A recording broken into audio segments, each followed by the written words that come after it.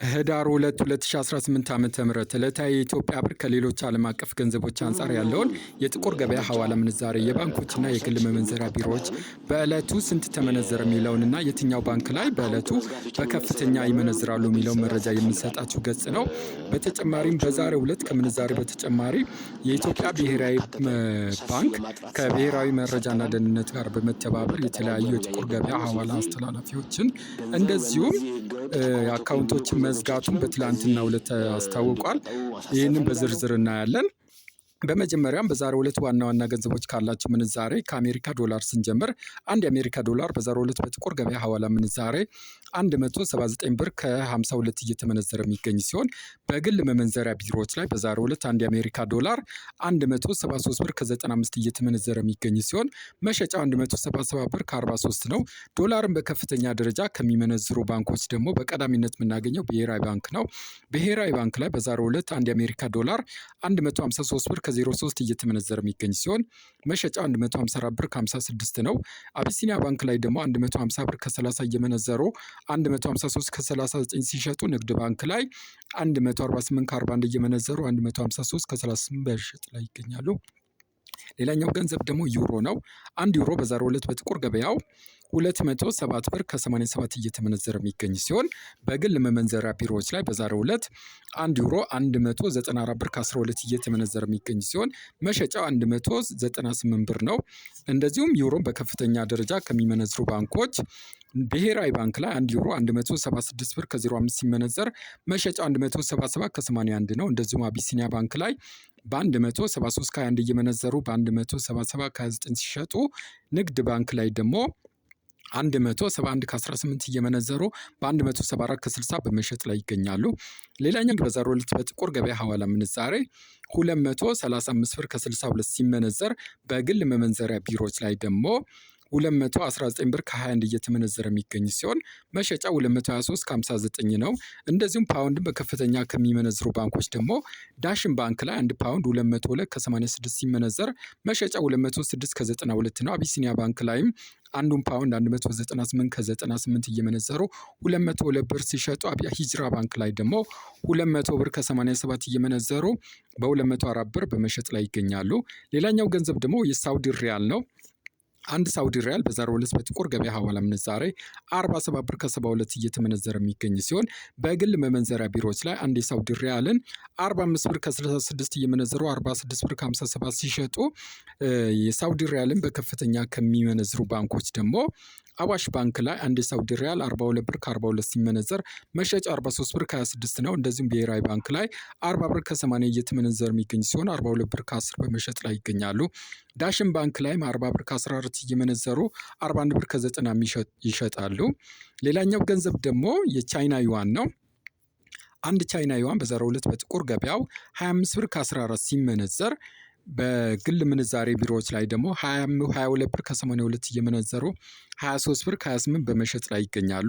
እንደዚሁም የቻይና ዩዋንም በከፍተኛ ከሚመነዝሩ ባንኮች ደግሞ ብሔራዊ ባንክ ላይ 21 ብር ከ47 እየተመነዘረ የሚገኝ ሲሆን 22 ብር ከ10 በመሸጥ ላይ ይገኛል። አባይ ባንክ ላይም 21 ብር ከ09 እየመነዘሩ 22 ከ90 ሲሸጡ አቢሲኒያ ባንክ ላይ 21 ብር ከ01 እየመነዘሩ 22 ብር ከ70 በመሸጥ ላይ ይገኛሉ። ሌላኛው ገንዘብ ደግሞ ስዊስ ፍራንክ ነው። አንድ ስዊስ ፍራንክ በዛሬው ዕለት በጥቁር ገበያው 223 ብር ከ90 እየተመነዘረ የሚገኝ ሲሆን በግል መመንዘሪያ ቢሮዎች ላይ በዛሬው ዕለት አንድ ስዊስ ፍራንክ 203 ብር ከ99 ሲመነዘር መሸጫው 208 ከ07 ነው። እንደዚሁም ስዊስ ፍራንክን በከፍተኛ ከሚመነዝሩ ባንኮች አቢሲኒያ ባንክ ላይ 185 ብር ከ80 ሲመነዘር መሸጫው 189 ከ51 ነው። እንደዚሁም አባይ ባንክ ላይ 185 ብር ከ61 እየመነዘሩ 189 ከ40 ሲሸጡ አዋሽ ባንክ ላይ 179 ከ96 እየመነዘሩ በ183 ከ20 በመሸጥ ላይ ይገኛሉ። ሌላኛው ገንዘብ ደግሞ ድርሃም ነው። አንድ አረብ ኤሚሬት ድርሃም በዛሬው ዕለት በጥቁር ገበያው 48 ብር ከ74 ሲመነዘር በግል መመንዘሪያ ቢሮዎች ላይ ደግሞ 46 ብር ከ14 በመመንዘር ላይ ይገኛል። መሸጫው 47 ብር ከ06 ነው። ድርሃምን በከፍተኛ ከሚመነዝሩ ባንኮች ደግሞ አዋሽ ባንክ ላይ አንድ ድርሃም 43 ብር ከ34 ሲመነዘር መሸጫ 44 ብር ከ21 ነው። እንደዚሁም ብሔራዊ ባንክ ላይ 41 ብር ከ66 እየመነዘሩ 42 ብር ከ90 ሲሸጡ አማራ ባንክ ላይ 40 ብር ከ81 እየመነዘሩ 42 ብር ከ10 በመሸጥ ላይ ይገኛሉ። ሌላኛው ገንዘብ ደግሞ የካናዳ ዶላር ነው። አንድ የካናዳ ዶላር በዛሬው ዕለት በጥቁር ገበያው 127 ብር ከ83 ሲመነዘር በግል መመንዘሪያ ቢሮዎች ላይ 110 ብር ከ40 እየመነዘሩ የሚገኝ ሲሆን መሸጫው 112 ብር ከ91 ነው።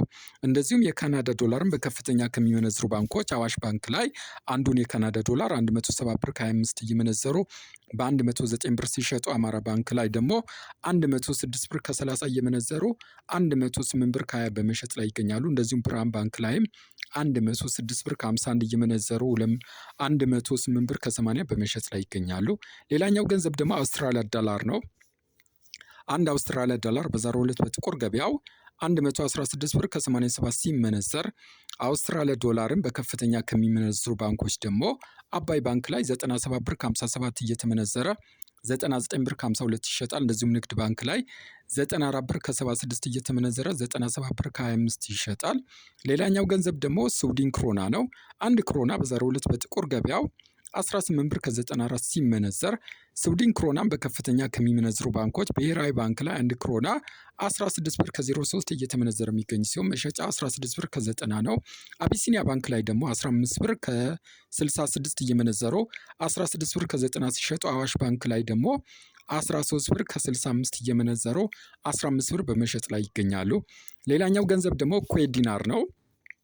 አንድ ኩዌት ዲናር በዛሬው ዕለት በጥቁር ገበያው 582 ብር ከ72 ሲመነዘር ኩዌት ዲናርን በከፍተኛ ከሚመነዝሩ ባንኮች ደግሞ ኦሮሚያ ኢንተርናሽናል ባንክ ላይ አንዱን ኩዌት ዲናር 489 ብር ከ78 እየመነዘሩ 499 ሲሸጡ ብሔራዊ ባንክ ላይ ደግሞ 497 ብር ከ92 እየመነዘሩ 502 ብር ከ25 ይሸጣሉ። ንግድ ባንክ ላይም 475 ብር ከ81 እየመነዘሩ 485 ብር ከ10 በመሸጥ ላይ ይገኛሉ።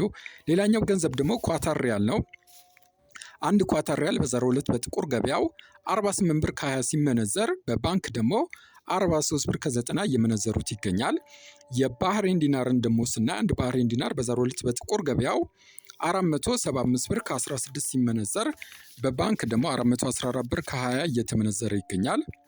የጆርዳን ዲናርን ደግሞ ስናይ አንድ ጆርዳን ዲናር በዛሬው ዕለት በጥቁር ገበያው 252 ብር ከ47 ሲመነዘር በባንክ ደግሞ 214 ብር ከ20 እየመነዘሩት ይገኛል። የኦማን ሪያልን ደግሞ ስናይ አንድ ኦማን ሪያል በዛሬው ዕለት በጥቁር ገበያው 465 ብር ከ40 ሲመነዘር በባንክ 412 ብር ከ29 እየመነዘሩት ይገኛል። ሌላኛው ገንዘብ ቱርክ ሊሬ ነው። አንድ ቱርክ ሊሬ በዛሬው ዕለት በጥቁር ገበያው 4 ብር ከ25 ሲመነዘር በባንክ ደግሞ 3 ብር ከ65 እየመነዘሩት ይገኛል። የመን ሪያል ደግሞ በ0.75 ሳንቲም በጥቁር ገበያ ሲመነዘር በባንክ ደግሞ በ0.65 ሳንቲም እየመነዘሩት ይገኛል። በመጨረሻም ወደ አፍሪካ ስንመለስ አንድ የደቡብ አፍሪካ ራንድ 8 ብር ከ80 በባንክ ይመነዘራል። የጅቡቲ ፍራንክም በ0.85 ሳንቲም እንደዚሁም ኬንያ ሽልንግ 1 ብር ከ19 በባንክ እየተመነዘረ ይገኛል። ወደ ሁለተኛው መረጃ ደግሞ ስንገባ ቀደም ሲል የገንዘብ ሚኒስትር ዶክተር ኢዮብ ተካልኝ ከዚህ በፊት በሰጡት ማስጠንቀቂያ ከጥቁር ገበያ ጋር ግንኙነት ያላቸውን ላኪዎች፣ ተቀባዮች እንደዚሁም አስተላላፊዎች ላይ ከብሔራዊ መረጃና ደህንነት ጋር በመተባበር ክትትል እያደረጉ መሆናቸውን እንደዚሁም ከባንኮችም ጋር በመቀናጀት የባንክ አካውንታቸው ላይ ከፍተኛ ክትትል እያደረጉ መሆናቸውንና እርምጃ እንደሚወሰድባቸው በመግለጫቸው ተናግረው ነበረ። በመግለጫቸው ያው ከተናገሩት ውስጥ የተወሰኑትን እስኪ ቀንጨብ አድርገን እንስማ። ደጋግመን ብናነሳም ከህገወጥ ስራ ደግሞ ያልተቆጠቡ እንዳሉ አይተናል። ለነዚህ የመጨረሻ ማሳሰቢያ መስጠት ነው የምፈልገው። ብሔራዊ ባንክ ሰፊ ዝግጅት አድርጓል። ከጸጥታ ተቋማት ጋር በመነጋገር የብሔራዊ ባንክ ህግ የታክስ አስጣኑን ህግ አጣክሰን በተለይ የቴሮሪዝም ፋይናንሲንግ ወይም መኒ ላውንደሪንግ ምንለው ላይ የተሰማሩ የተወሰኑ የገንዘብ አስተላላፊ ተቋማት እንዳሉ ደርሰንበታል። እዚህ ላይ በጣም የተናበበ የተቀናጀ ሰፊ እርምጃ ለመውሰድ ያሰብነው ይሄንን አስቀድመን በግልጽ ነግረናቸዋል። እዚህ ላይ የተሰማሩ ሐዋላ አስተላላፊዎች ይህ የመጨረሻ ማሳሰቢያ መሆኑን አውቀው ጥንቃቄ እንዲያደርጉ አበክሬ ማሳሰብ እፈልጋለሁ። የብሔራዊ ባንክ የኢትዮጵያ መንግስት ማንኛውንም እርምጃ ከመውሰድ የሚቆጠብ አይሆንም። አካውንት መዝጋት ብቻ የሚመልስ ነገር እንዳልሆነም በግልጽ ማንሳት እፈልጋለሁ። ተቀባዮቹንም ያካተተ ላኪዎቹንም ያካተተ ሰፊ የማጥራት ስራ ሰርተናል። ወደ ተቀናጀ እርምጃ እየገባን ነው። ስለዚህ ገንዘብ በእነዚህ ህገወጥ ተቋማት በኩል የሚልኩ ዜጎቻችንም ከዚህ እንዲቆጠቡ ማሳሰብ እፈልጋለሁ። ከነዚህ ጋር የሚሰሩ በተለያየ የንግድ ስራ ላይ ተሰማሩ አስመጪና ላኪዎችም ከዚህ ስራ እንዲቆጠቡ ማሳሰብ እፈልጋለሁ። የምንወስደው እርምጃ የማያዳግም የኢትዮጵያን ህግ የጠበቀ የዓለም አቀፍ ህግን የጠበቀ የተናበበ እርምጃ ስለሚሆን አስፈላጊው ጥንቃቄ እንዲደረግ ማሳሰብ እፈልጋለሁ። ያው በመግለጫቸው በሰጡት ማስጠንቀቂያ መሰረት በትላንትናው ዕለት የኢትዮጵያ ብሔራዊ ባንክ ከብሔራዊ መረጃና ደህንነትና ከፌዴራል ፖሊስ ጋር በመተባበር ከጥቁር ገበያ ገንዘብ ዝውውር ጋር ግንኙነት አላቸው የተባሉትን 120 ዜጎች ኢትዮጵያውያንና የውጭ ሀገር ዜጎችን የያዙ ሰዎችን መታሰራቸውና ከ500 በላይ ደግሞ አካውንቶችንም ማገዱን ያው አሳውቋል። ስለዚህ በጥቁር ገበያ በኩል የተለያዩ ገንዘቦችን የምትልኩ ላኪዎች፣ ተቀባዮች እንደዚሁም አስተላላፊዎች ላይ አሁንም ተከታታይ እርምጃ ለመውሰድ ያው የብሔራዊ መረጃና ደህንነት እንደዚሁም የኢትዮጵያ ብሔራዊ ባንክ ይህንን ማስጠንቀቂያ ስለሰጠ ከፍተኛ ጥንቃቄ ብታደርጉ ጥሩ ነው። እንደውም ቢቻል ገንዘባችሁም በኖርማል በባንኮች ብትልኩ ለገንዘባችሁም ደህንነት እንደዚሁም የልፋታችሁም ኪሳራ ውስጥ እንዳይገባ ያግዛችኋል እያልኩ የዛሬ መረጃዬን ጨረስኩ። ላይክ እና ሰብስክራይብ ያደረሳቸው